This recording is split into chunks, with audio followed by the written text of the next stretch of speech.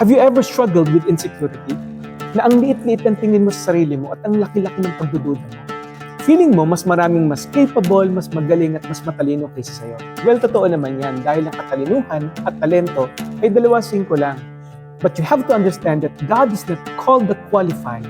He qualifies those who are called. Alam mo ba sa Bible, meron ding tao na ang pangalan ay Gideon na ganyan din ang nararamdaman. He is nothing special, isang lalaking nagtatago sa takot, may mababang tingin sa sarili, convinced siya na siya ang pinakamahina sa pamilya niya. Pero sa kabila ng insecurity niya, siya ang pinili ng Diyos para iligtas ang buong Israel. Kaya ang tanong ngayon, paano ginamit ng Diyos ang isang tao na puno ng insecurity?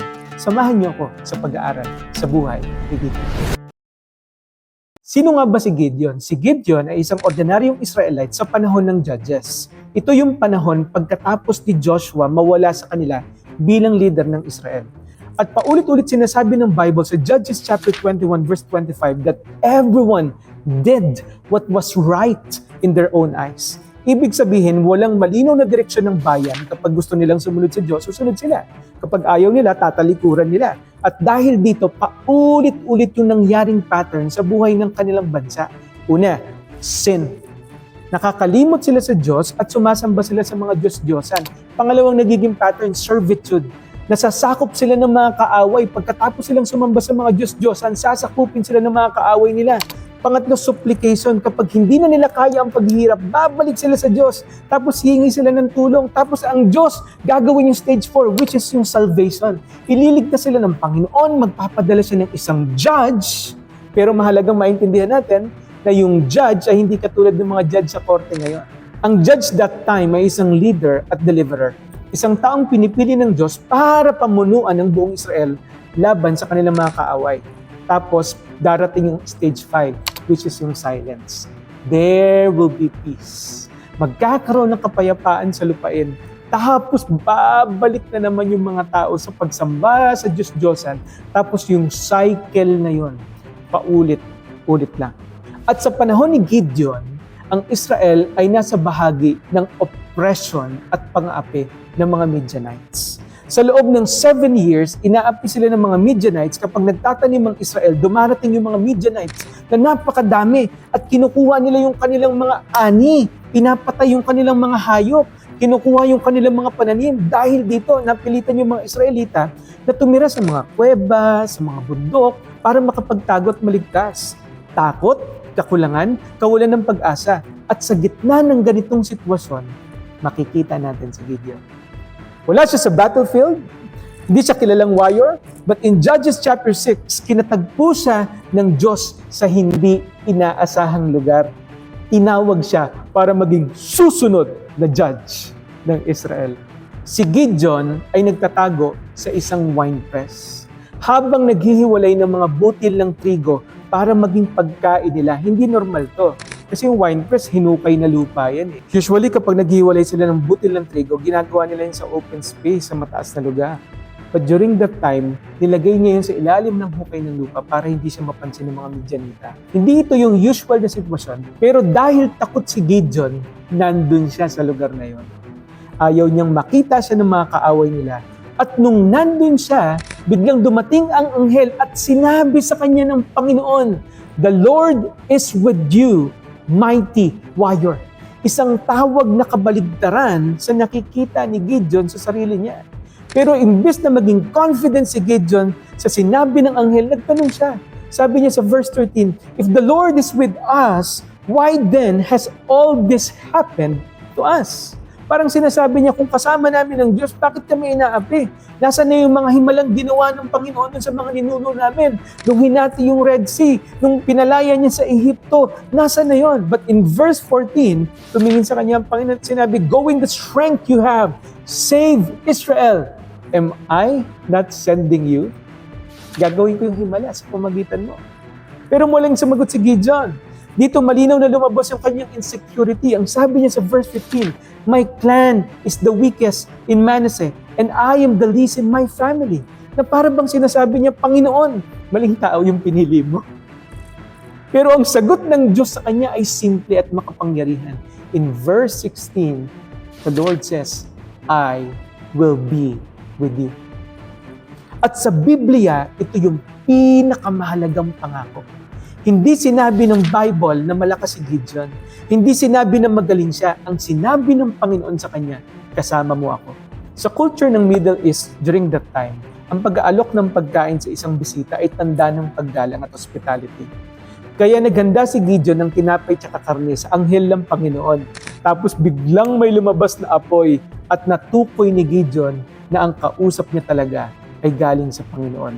Mismong ang Diyos ang nagsabi sa kanya ng mga salita na yun.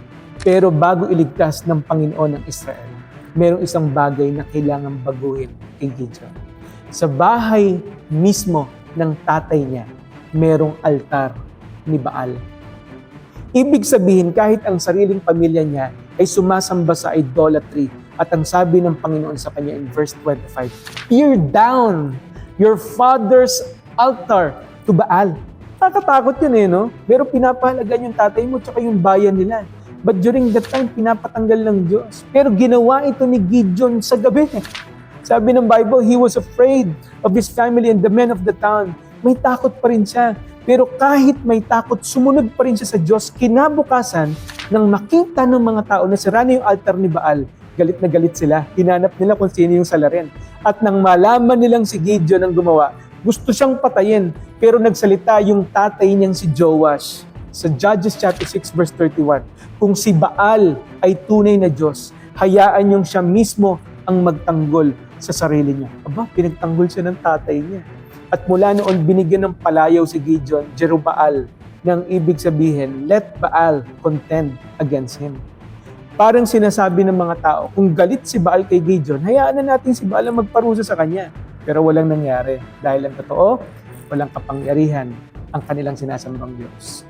Pagkatapos ito, nagsimulang magtipon yung mga Midianites para sa digmaan. Pero ang sinabi ng Bible in verse 34, the Spirit of the Lord clothed Gideon na parang isang damit na sinuot sa kanya yung kapangyarihan ng Diyos. Nagsimulang magtipon ng mga sundalo ng Israel na maganda ang Israel para sa digmaan. Nakapag-gather si Gideon ng 32,000 soldiers mula sa mga iba't ibang tribes. Pero sinabi ng Diyos sa kanya, nakakagulat, Gideon, ang dami naman nila. Alam niyo ba na 135,000 Midianites ang kalaban nila? Is 32,000 lang sila. Pero ang sabi ng Panginoon sa Judges 7 verse 2, you have too many men. Sabi niya, Lord, bakit? Pero sinabi ng Diyos, in order that the Israel may not boast against me, that her own strength save her, bawasan mo yan. Dahil doon sinabi ni Gideon in Judges chapter 7 verse 3, whoever is afraid may turn back and lead. Kung sino ang takot, umuwi na lang kayo. At 22,000 yung umuwi. 10,000 na lang yung natira. Agoy. Pero ang sagot pa ulit ng Diyos sa kanya, in verse 4 ng chapter 7, there are still too many men. Aray ko. Madami pa rin to, Panginoon. 135 yung kalaban namin. 10,000 lang kami. Kaya dinala ang mga sundalo sa ilog para uminom ng tubig. Doon sila sinubok ng Diyos. May dalawang klase ng sundalo dito. Yung iba lumuhod at inilapit yung mukha nila sa tubig. Yung iba naman kumuha ng tubig gamit yung kanilang kamay tapos alerto pa rin sila sa paligid nila. Ang mga sundalong ito ang natira. At alam niyo ba kung ilan sila? 300 lang. Ang sabi ng Panginoon, sila ang gagamitin ko. In Judges chapter 7 verse 7, with the 300 men that left, I will save you. Hindi dahil sila ang pinakamalakas, kundi dahil gusto ng Diyos na ang tagumpay ay hindi sa dami ng sundalo, kundi sa kanyang kapangyarihan. At dahil 300 na nga lang yung sundalo na kasama niya, kakabaka-baka nun. Diba? Hindi naman mga Spartans yan Daw malalakas din ang mga Israelites. But during that time, sabi ng Judges 7:10, if you are afraid to attack, go down to that camp with your servant Purah. Tignan nyo yung kalaban ninyo, sabi ni God sa kanya. Mag-observe kayo sa kanila. At pagdating nila doon, laking gulat niya nang sabi ng verse 12, their camels could no more be counted than the sand of the seashore. Napakadami ng kalaban, tas 300 lang sila. Pero may narinig si Gideon na nag-uusap. Mga sundalo. At sabi ng isang sundalo in verse 13, I had a dream na naginip ako. A loaf of barley bread came tumbling into the Midianite camp. It struck the tent and the tent collapsed. Alam niyo yung barley bread ay pagkain ng mga mahihirap sa Israel. Ibig sabihin ng panaginip, isang maliit na bagay ang gagapi sa lahat ng mga Midyanita. At sabi sa verse 14, this can be nothing other than the sword of Gideon, son of Joash. God has given the Midianites and the whole camp into his hands. Isipin mo yun, ang kalaban mismo ang nagsabi na mananalo sila Gideon. Nang marinig ito ni Gideon, may ginawa siyang napakahalaga. Sabi sa verse 15, when Gideon heard the dream and its interpretation, he bowed down and worshiped the Lord. Sumamba siya sa Diyos dahil naintindihan niya na ang laban ay hindi tungkol sa kanya. Ito ay tungkol sa kapangyarihan ng Diyos. Pagbalik niya sa kanyang army, sabi niya sa kanila, get up! The Lord has given the Midianite camp into your hands. Hinati ni Gideon ang 300 na lalaki sa 3 grupo. Tigwa 100 sila. At alam mo kung anong sandata nila? Trumpeta, banga, tsaka sulo. Grabe yun, no? Sa digmaan noon, sa bawat unit ng sundalo, merong isang trumpeta lang. But during that time, bawat isang sundalo may trumpet. Bakit pas? Kasi gagawa sila ng isang malaking ingay. Sa kalagitnaan ng gabi, sabay-sabay nilang hinipan ang kanilang trumpet. Sabay-sabay sinindihan ang kanilang mga sulo. Binasag ang mga banga at nag-create ito ng malaking illusion, ng malaking takot sa isipan ng mga Midyanita. At ang sabi ng verse 20, at sumigaw sila ng sabay-sabay, a sword for the Lord. And Gideon, nagulat lalo yung mga Midyanita. Natakot sila at ang sabi sa verse 22, the Lord caused the men throughout the camp to turn on each other with their swords. Nag-away-away mismo yung mga kalaban nila. Madilim. Ang akala nila na papaligiran sila ng sobrang laking army dahil hindi normal yung narinig nilang tunog. At ang sabi ng Biblia, nagtagumpay sila sa digmaan na yun. Anong matututunan natin sa pag-deal sa mga insecurities natin bilang tao sa kwento ni Gideon? Number 1, believe what God says about you. Sabi ng Judges chapter 6 verse 12, the Lord is with you, mighty warrior. Bago pa man gumawa ng anumang bagay si Gideon, may sinabi na yung Diyos tungkol sa kanya. Tinawag siya ng Diyos na mighty warrior kahit duwag siya. Nagtatago siya sa winepress, natatakot siya sa Midianites. Sinabi niya siya yung pinakamahina sa kanilang pamilya. Sa madaling salita, iba yung tingin ni Gideon sa sarili niya, pero iba yung tingin ng Diyos sa kanya. Ganito tayo madalas Madalas yung identity natin, binubuo natin sa opinion ng ibang tao, sa failures natin, kaka-compare sa mga insecurities natin sa buhay. Sabi ng Bible, you were created in God's image and likeness. At kapag tinanggap mo ang Panginoon, sabi ng Ephesians 2:10, you are His workmanship. You are His masterpiece. Obra maestra ka ng Panginoon to do good works which God had planned long ago. Hindi aksidente ang buhay mo. Maraming tao gustong mabuhay sa mundo pero hindi sila nakaabot sa edad na meron ka ngayon. You are not an accident. You have a purpose. Believe what God says about you. Number 2, stop comparing yourself with others. Sabi ng Judges 6:15, my clan is the weakest and I am the least. Ako yung pinakamahina sa mga mahihina. Mapapansin natin yung insecurity ni Gideon nang gagaling sa kanyang comparison. Sinabi niya, sobrang hina ako.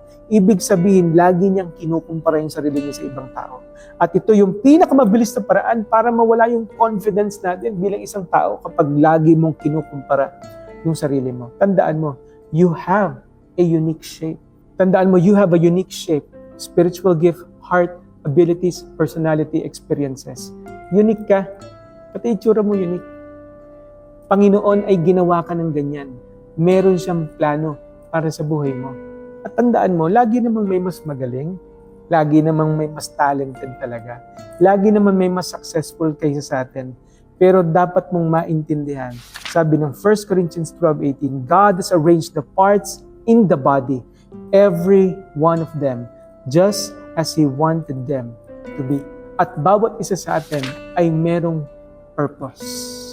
Iba ka sa kanila, meron kang ibang pinagdaanan. Meron kang ibang kwento. Meron kang ibang dahilan. Pare-parehas tayo ng misyon, but we are uniquely made by God. Pangatlo, courage grows through obedience. In Judges 6:27, so Gideon took 10 of his servants and did as the Lord told him. Hindi naging brave si Gideon agad. Hindi naman yung matapang agad ako, sinabi ng Panginoon, ganito ako. Ito na mangyayari sa akin.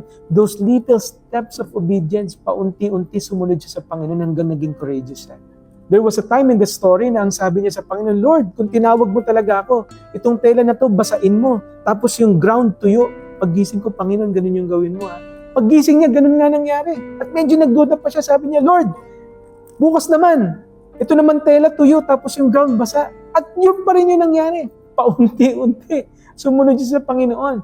And those little steps of obedience became a big courage for him. Tinanggal niya yung altar ng tatay niya, sumunod siya sa Panginoon, nabawasan yung mga sundalo niya, unti-unti siyang natatakot habang tumatagal umuunti kami. But then, God gave them the victory through him. Alam mo kapatid, habang lumalakad tayo sa kalooban ng Panginoon, ang Diyos mismo ang humuhubog, nagpapalakas at nag-e-equip sa atin. Ang tawag dito is God confidence. Tulad ng pangako ng Diyos kay Gideon. Gideon, I will be with you. Hindi sa lakas ng army, hindi sa talent mo, hindi sa galing mo, kaya kayo magtatagumpay dahil kasama mo ako. Ang insecurity ay nagsasabi na hindi ka sapat. Pero ang Diyos ay nagsasabi, kasama mo ako.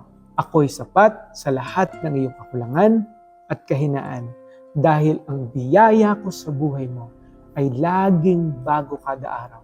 At ito ay laging sapat. Mga kapatid, ipagtiwala natin ang buhay natin sa Panginoon. Mas malaki ang kaya niyang gawin dyan kaysa sa iyo. Huwag mo siyang pagdudahan. Lagyan mo ng paa ang iyong pananampalataya hanggang sa makita mo ang kaya niyang gawin sa buhay na meron ka. For we walk by faith and not by sight. God bless po sa inyong lahat. Please subscribe to our channel for more videos.